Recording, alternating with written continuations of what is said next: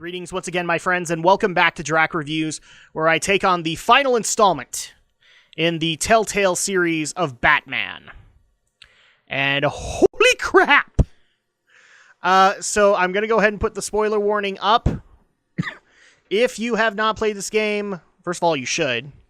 And second of all, stop the video now and go play through the game or go through my previous episodes before I spoil the living crap out of you, because I'm going to. Now that the series is over, I'm going to go into the remaining details. So that being said, let's go ahead and do so. So like I said, with the decision that happened in episode 4, I have a feeling that you could have either gone to Wayne Manor or to Wayne Tech to take care of either Harvey or Oswald. I picked Oswald because I wanted to get my tech back. And so my episode 4 literally ended with Harvey Dent setting Bruce Wayne's manor on fire. Now, granted, when I get there in the next episode, it's still there, and it looks a little charred, but it's pretty much still there. So yeah, it starts off with my confrontation with Harvey, where you can try to be reasonable with him, try to get him to stop. He's basically murdering everybody. He actually demands that Bruce Wayne come to the manor, so you don't go as Batman, you go as Bruce Wayne to try and take care of him. You can either talk him down or you can have it out with him. Which I tried to reason with him and say, you're better than this, Harvey. This isn't the way to be able to do things. And it didn't work out very well. It actually ended up with a pivotal decision where you actually get a hold of his coin. So he is full-on Two-Face at this point. You get a hold of the coin, and you can either choose to give it back to him, or you can throw it, and then he'll hurt himself trying to get it back. I chose to throw it because that's pretty much the way to be able to do it, because I have a feeling if I'd given it to him, he was choosing whether or not to murder somebody, so I have a feeling it would have been the result of murder, and I didn't want to take that risk. So that was kind of my resolution there. That, and they kind of hinted at the children of Arkham being there to try and help the process along, that they were dressed up in his Goon Squad stuff. And you then get set up to the final confrontation with Lady Arkham. And what makes it even worse is that while you're out dealing with other things, because specifically Selina has walked away with a skeleton key to Gotham, so you go and stop her and say your final goodbyes to her. But while you're gone, Lady Arkham invades Wayne Manor and abducts Alfred.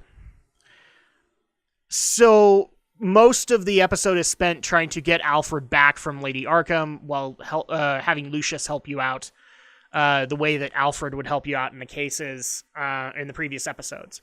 So our search eventually takes us to the Vale house once again. Instead, there are no corpses here, but you then go into the basement where supposedly they were, and find out a little bit more of the history of Vicky Vale. So it turns out that she was actually very much abused in her foster home. You actually go into this little torture chamber area where it's just walls and bloody belts, and it's not a pretty sight at all. But you could tell that Alfred's been held there, and he actually gives the hint that you need to go to Arkham Asylum, because what she's planning on doing next is not necessarily with her drug, it is just to let the inmates loose. The inmates of Arkham out, whether they are insane or not. She doesn't care, because some of them have been put in there unjustly. So you then follow her to Arkham and go through a long and bloody battle with Vicky Vale / Lady Arkham. And you actually get a pivotal choice. So I'm trying to go over my pivotal choices so you guys can understand where I'm going. Eventually, you do find, you go into the catacombs of Arkham Asylum and find Alfred in this weird-looking cathedral. I'm guessing it's alluding to more of the history of Arkham Asylum. And you actually get a pivotal choice where you can go, or you have a choice to either reveal yourself because she's asking to see the man behind the mask, or she's going to kill Alfred. You could choose to either keep your mask on or reveal who you are. I chose to reveal myself because bottom line is that when Alfred's life is on the line, that's what I think Bruce would do.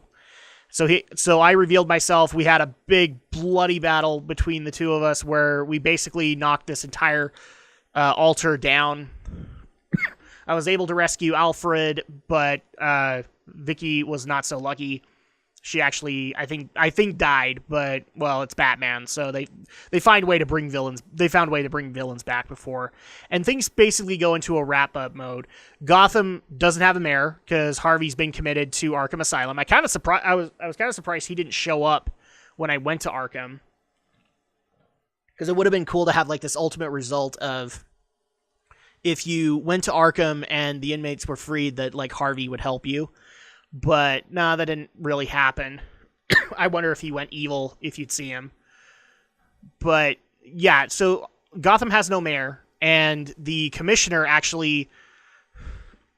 So when the game starts, you actually go to Gotham PD to rescue the commissioner from the goon squad of Harvey Dent, and you are unsuccessful. Like, the commissioner dies, and now the promoted Commissioner Gordon has to go out and address the people and tell them what they're going to do after this chaos, this episode of chaos. And so you can go to him as Batman and show your support in that way, or the game gives you another pivotal choice, like you can go as Bruce Wayne and kind of right all of the wrongs that have happened over the previous 4 episodes. Again, I chose to go as Batman because, well, I think Bruce's identity is mostly in Batman at any given moment.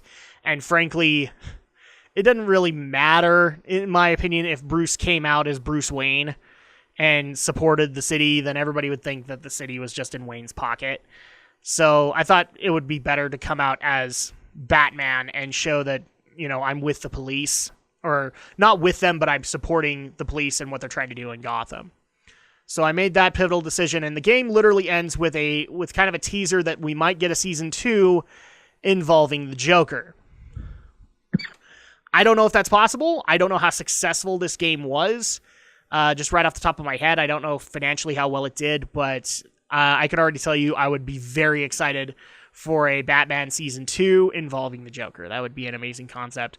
My final thoughts on Episode 5 is it was amazing. It was a great climax to a awesome build-up of a story, and I cannot recommend this game series more to people. Telltale, you've done it again.